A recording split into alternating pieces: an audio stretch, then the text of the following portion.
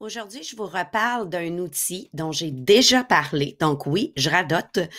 J'ai déjà parlé de ce super outil que j'utilise vraiment plusieurs fois par jour, qui s'appelle Pocket. J'en avais parlé lors de mon tout premier épisode, donc l'épisode 1 de la Geek de service sur le balado. Donc, je vous invite à aller le réécouter. C'est encore d'actualité si vous préférez ce mode audio.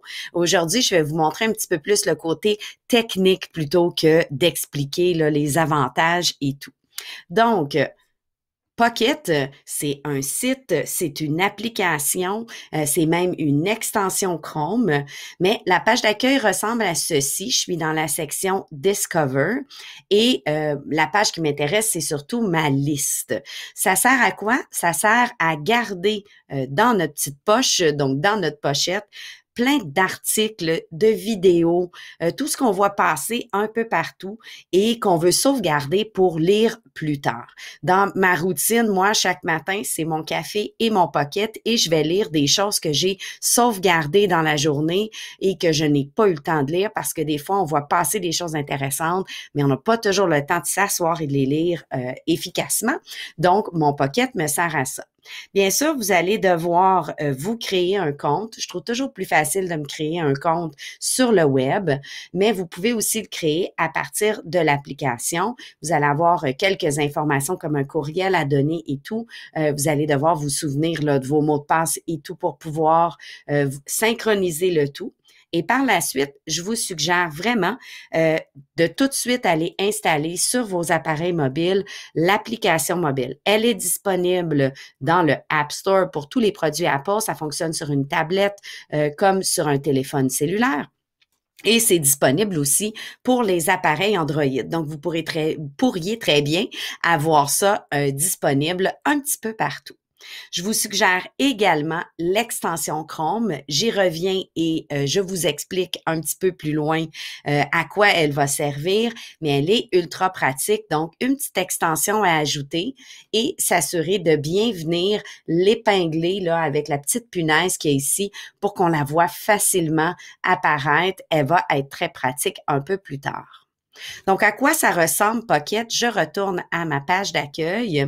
Donc, je vous fais un petit tour guidé rapide. Donc, j'avais ma section Discover qui me propose des articles, malheureusement tout en anglais, mais si vous lisez l'anglais, ça peut être intéressant d'aller voir qu'est-ce qu'il vous propose. La section Ma liste, qui est ma liste d'articles que je me suis sauvegardée. On a 3 petites options en haut. Une option pour faire de la recherche, bien sûr. On peut ajouter un élément avec une adresse URL directement de ma plateforme de liste et je pourrais cliquer sur le petit crayon pour effectuer une tâche rapide sur plusieurs choses en même temps. Par exemple, pour sélectionner 5 articles que je veux effacer, archiver, ajouter aux favoris ou autres. Donc, pour faire du ménage un petit peu plus rapidement. Le petit diamant ici vous invite à passer à la version payante. Ça fait au moins une dizaine d'années, sinon plus, que j'utilise Pocket. Je n'ai toujours pas la version payante. Je ne suis pas arrivée au bout des fonctionnalités. Donc, je ne suis pas certaine que c'est nécessaire, mais à vous d'aller explorer. Dans mon compte, je peux bien sûr aller changer mon mot de passe et tout. J'ai quelques petites options intéressantes en bas. Donc, je pourrais mettre un écran plus sombre, donc moins fatigant pour les yeux, ou encore y aller en mode sépia. À vous de voir qu'est-ce que vous préférez. La petite flèche, et en passant, ces options-là sont aussi disponibles sur mobile, donc vous allez pouvoir mettre une version sombre et venir jouer à peu près avec les mêmes options dans l'application mobile que je ne vous montre pas à l'écran présentement. Vous allez pouvoir décider si vous préférez que vos articles soient du plus vieux au plus récent ou encore le contraire, du plus nouveau au plus ancien. Présentement, ce que vous voyez à mon écran, c'est en forme de liste. Donc, j'ai très peu d'informations. J'ai le titre et c'est tout. Je pourrais avoir un petit résumé, donc une espèce de liste avec un petit peu plus d'infos, ou je peux y aller en format tuile, donc un peu moins d'infos. J'ai pas le détail ici de l'article, mais le visuel est très, très clair. À vous de voir qu'est-ce que vous préférez. Je laisse en format liste parce qu'on voit plus facilement à l'écran les différentes options qui s'offrent à vous, mais sachez que ces différentes options-là sont disponibles en tout temps, même avec une vue de grille. La différence, c'est qu'il faut amener notre souris pour pouvoir voir les petites options.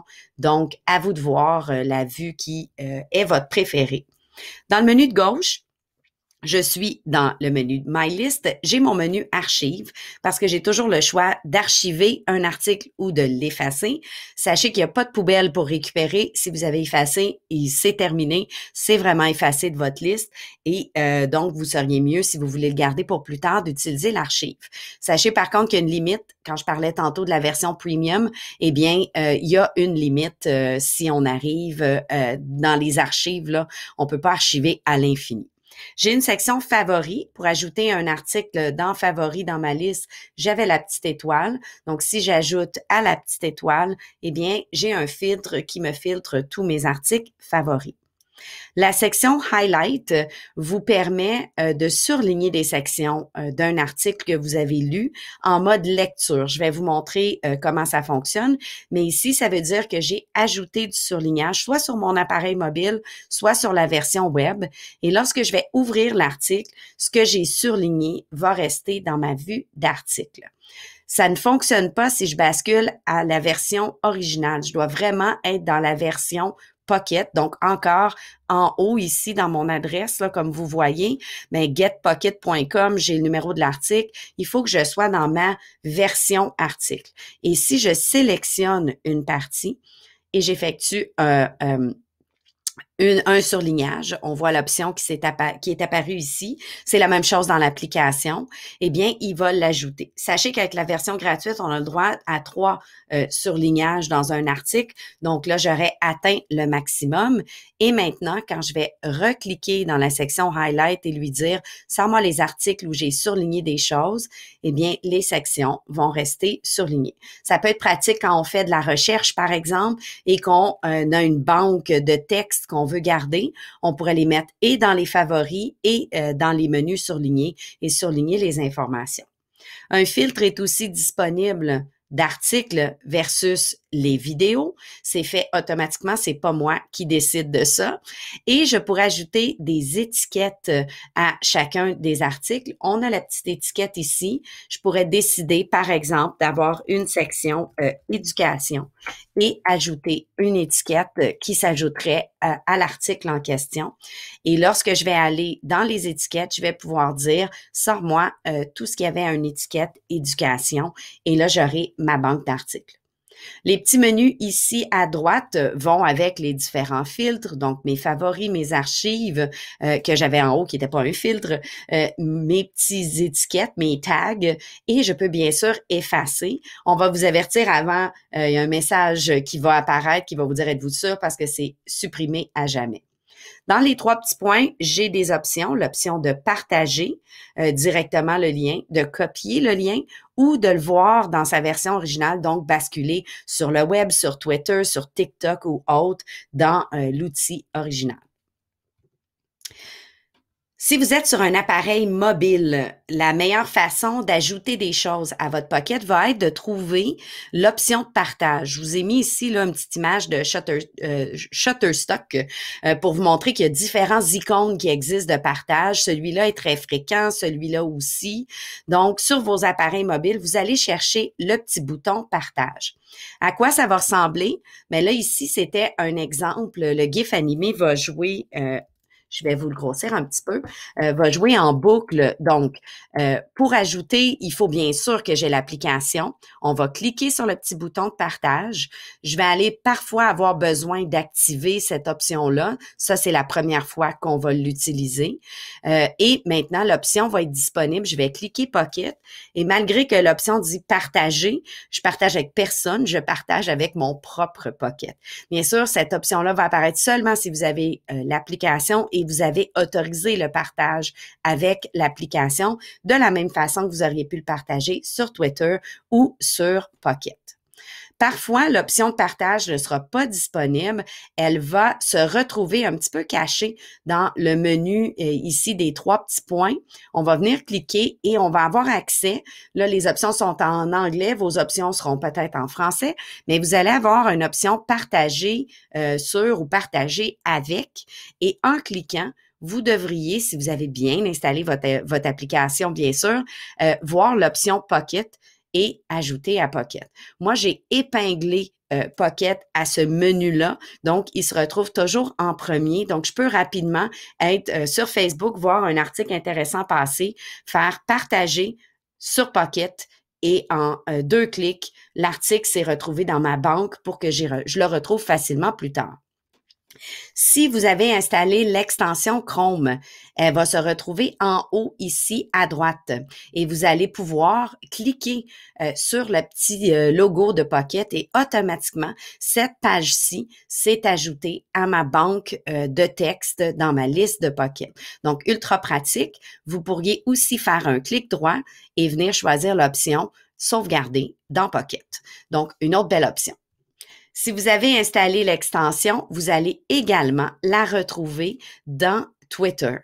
Tout de suite à côté là, des différentes options dans Twitter, vous voyez que le logo de Pocket est maintenant intégré et je peux rapidement ajouter un tweet parce que ça ne va pas rajouter l'article, ça va vraiment rajouter toute l'information dans mon Twitter. Donc, si je retourne à ma liste originale, le petit tweet de Sylvain Duclos que j'ai ajouté se retrouve ici. Pocket est aussi disponible en version hors ligne sur vos appareils mobiles, ce qui peut être ultra pratique quand on a, par exemple, peu de data sur notre cellulaire. Donc, on pourrait prendre une pause, par exemple, de data, être à l'extérieur et quand même pouvoir lire des articles. Par contre, il ne va pas, et c'est bien mentionné sur leur site, ce ne sont seulement que des articles de blog, seulement le texte qui va être ajouté à Pocket. Donc, pas des vidéos et pas vraiment le texte dynamique en tant que tel.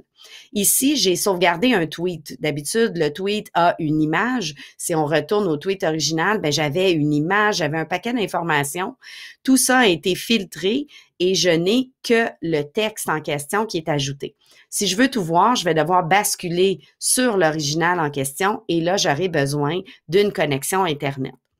Par contre, certains articles vont être intéressants à lire en ligne. Si je prends par exemple un article ici de Jonathan Saint-Pierre, eh bien, on m'a extrait sur son blog, je vous montre l'original, mais j'avais des images, des publicités, j'ai toutes sortes d'informations, là, des cartes interactives, toutes sortes de boutons. Moi, dans ma version Pocket, qui est lisible comme ça, ou même disponible en ligne si j'ai activé l'option, eh bien, je n'ai que le texte. Ça peut être intéressant pour éviter les distractions et quand on a une connexion Internet faible, on peut quand même se permettre de lire le contenu.